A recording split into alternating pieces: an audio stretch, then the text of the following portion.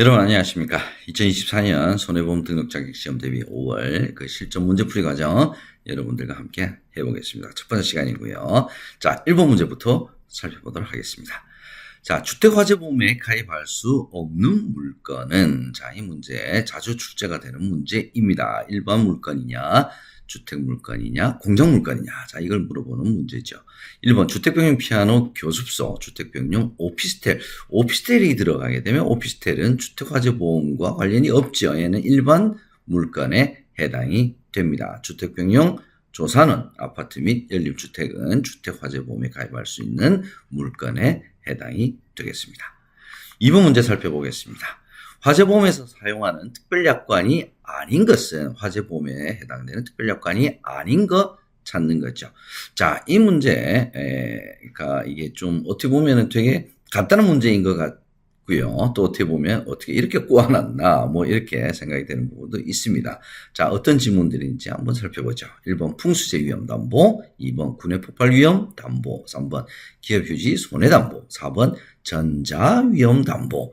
자, 여기서 표현이 전자 위험 담보가 아니라 전기 위험 담보 특별약관이라야 화재보험에서 사용되는 특별약관에 해당이 되겠죠. 그래서 특별약관에 해당되지 않는 것은 4번 전자위험담보 특별약관이 되겠습니다. 정답은 4번입니다. 3번 문제 보겠습니다. 다음 중 풍수해 보험의 가입 대상에 해당되지 않는 것, 아닌 것 찾는 거네요. 주택, 온실, 가축, 축사, 소상공인, 상가, 공자. 얘는 뭐 암기를 해 두셔야 될 것 같습니다. 가입 대상에 해당되지 않는 것은 3번에 가축, 축사가 해당이 되겠습니다.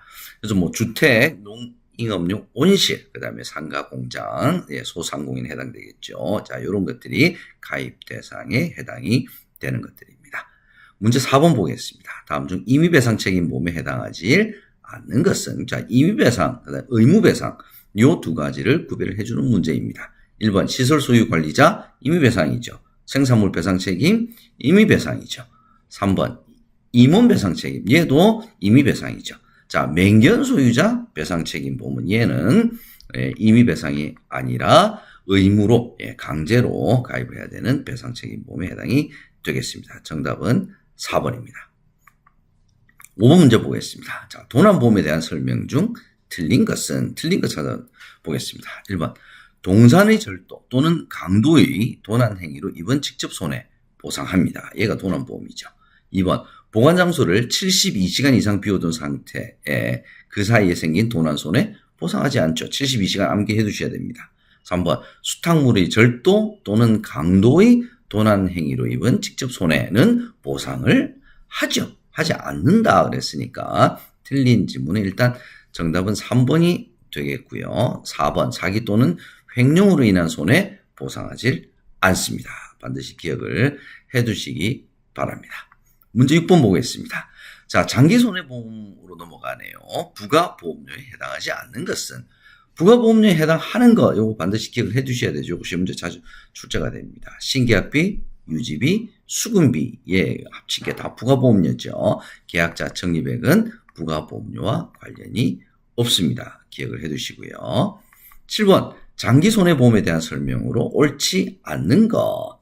1번 3개월 이상 보험료 선납 시에는 보험료를 할인하는 제도 운영하고 있죠. 네, 맞는 지문입니다. 2번 보험료 미납으로 계약이 해지된 경우 계약을 부활할 수 있습니다. 보험료 미납으로 해지가 된 경우에만 계약을 부활할 수 있다고 보시면 될 것 같습니다. 계약자 알릴 의무 위반으로 해지된 경우 부활 못합니다.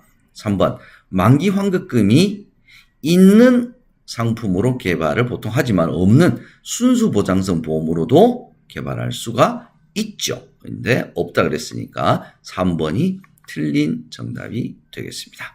4번 보험가입 금액 80% 미만 사고 시 코인슈런스 제도가 적용이 됩니다. 자동 보건 제도가 적용이 되는 것이 장기손해보험의 특징이죠. 그래서 옳지 않은 것은 정답은 3번이 되겠습니다.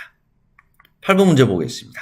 장기손해보험의 보험료에 대한 설명 중 옳은 것 찾아보죠. 1번 장기손해보험의 순보험료는 위험보험료와 저축보험료로 구성이 된다. 순보험료는 위험보험료 플러스 저축보험료에 맞는 내용이고요. 2번 위험보험료는 보험업법에 의해 특별계정으로 운영이 된다. 장기손해보험의 보험료 중에 위험보험료가 아니라 저축보험료가 특별계정으로 운영이 되겠죠. 3번 저축보험료는 사고 발생 시 보험금 지급의 재원이 되는 보험료다. 자, 보험금 지급의 재원이 되는 보험료는 저축보험료가 아니라 위험보험료죠. 예. 4번 영업보험료는 위험보험료 플러스 부가보험료로 구성이 된다. 위험보험료와 부가보험료로 구성이 되는 것은 이게 순보험료에 대한 설명이 되겠네요. 그래서 옳은 정답은 1번이 되겠습니다.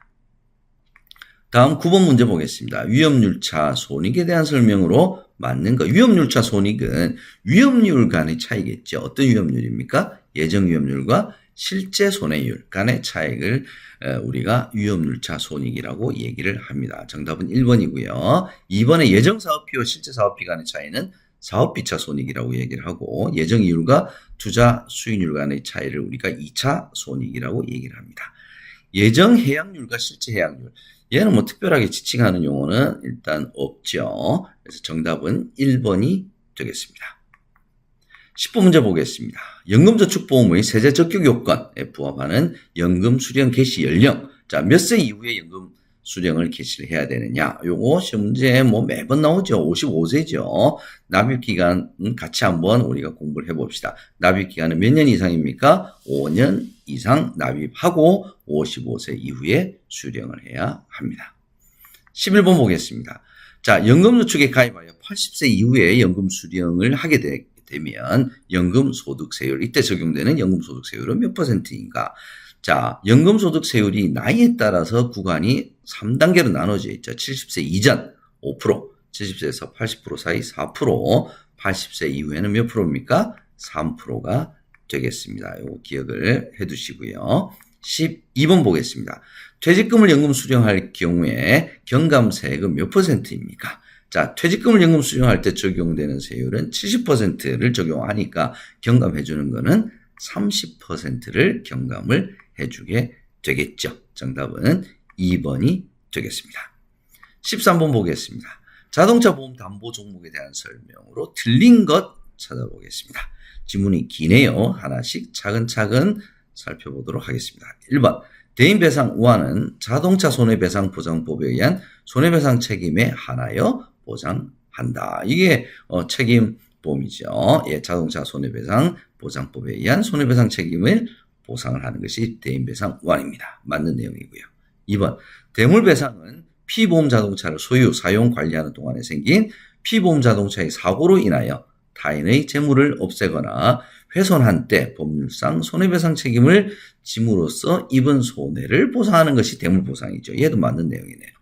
3번 무보험 자동차에 의한 상해는 피보험자가 무보험차에 의하여 생긴 사고로 사망하거나 다친 때 그 손해에 대하여 배상 의무자의 유무를 불문한다. 배상 의무자가 있는 경우에 보상하는 거지 유무를 불문하고 보상하는 것은 아니죠. 정답은 3번이 되겠습니다. 4번 어떤 내용인지 한번 보죠. 무보험 자동차에 의한 상해에서 배상 의무자는 무보험 자동차의 사고로 인하여 피보험자를 죽게 하거나 다치게 함으로써 피보험자에게 법률상 손해배상 책임을 지는 사람을 의미를 합니다. 이게 바로 배상 의무자죠. 맞는 내용입니다. 정답은 3번이 되겠습니다. 14번 보겠습니다. 자동차 보험계약의 청약 철회에 대한 설명 중 틀린 것은 1번 청약한 날로부터 30일이 지난 경우에는 청약 철회를 할 수 없다. 맞는 내용이죠. 2번 보험증권을 받은 날로부터 15일 이내에는 계약자가 임의로 청약 철회를 할 수 없다. 보험증권을 받은 날로부터 15일 이내에는 계약자가 임의로 청약 처리를 할 수 있는 거죠. 15일이 지나면 못한다. 이렇게 보셔야 될 것 같습니다. 3번 의무보험에 해당하는 보험계약은 청약 처리할 수 없죠. 보험기간이 90일 이내인 보험계약도 청약 처리를 할 수 없습니다. 15번 보겠습니다. 자동차 보험 가입 경력 인정에 대한 설명 중 틀린 것은 이 문제도 뭐 종종 나오는 문제죠. 1번 관공서 운전지 근무 기간 경력이 포함되어 있죠. 외국에서 보험 가입 경력 인정 되죠. 군 운전병 근무 경력도 인정이 됩니다. 4번 법인체 운전지 근무 기간도 가입 경력에 해당이 됩니다. 포함이 되죠. 근데 포함되지 않는다 그랬으니까 정답은 4번이 되겠습니다. 16번 보겠습니다. 만 30세 운전자 연령 한정 특약에 가입한 피보험 자동차를 운전 중 2017년 4월 1일에 사고가 발생하였습니다. 이 상황에서 보험금이 지급될 수 있는 경우에 해당하는 것은, 그러니까 만 30세 이상이냐 이전이냐 그걸 물어보는 거네요. 1번 주민등록상 생년월일이 1987년 4월 1일이다. 1987년 4월 1일이면 만 30세가 넘었냐 넘지 않았냐 이걸 물어보는 거네요. 자, 4월 1일 4월 1일 87년 2017년 딱 만 30세를 오버했다고 볼 수는 없는 거죠. 그래서 해당하지 않습니다. 주민등록상 생년월일이 1987년 3월 30일인 자는 만 30세가 지났죠. 그래서 정답은 2번이 되겠습니다. 주민등록상 생년월일이 88년 아직 29세밖에 안 됐죠. 그죠? 당연히 안 되고요. 4번도 88년 3월 30일이니까 당연히 만 30세 이전이기 때문에 지급될 수 있는 경우에 해당하지 않습니다. 정답은 2번이 되겠습니다. 17번 문제 보겠습니다. 자동차 보험 보험료 분할 납입 특약에 대한 설명 중 맞는 것은 1번 납입 최고 시 납입 최고 기간은 회사별 상품별로 다르다. 납입 최고에 대한 내용도 같이 포함이 되어 있네요. 당연히 회사별로 다르죠. 2번 납입 최고 기간 중 사고는 보상하지 않는다. 납입 최고 기간 중에는 아직 해약이 된 것이 아니죠. 해지가 된 것이 아닙니다. 그래서 보상을 하죠. 3번 최고 기간 내에 분할 보험료 미납 시 납입 최고 기간이 끝나더라도 계약은 해지되지 않습니다. 자, 요거 틀렸네요. 그죠? 분할 보험료를 미납을 하게 되면 납입 최고 기간이 끝나게 되면 보험 계약도 자동으로 해지가 된다. 이렇게 보셔야 될 것 같습니다.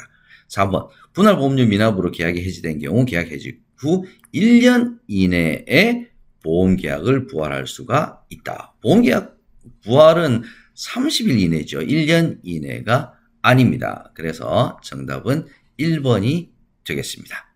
자, 이렇게 해서 손해보험 제 첫 번째 시간 여러분과 함께 했습니다. 저는 잠시 후에 두 번째 시간에서 다시 찾아뵙도록 하겠습니다. 여러분 고맙습니다.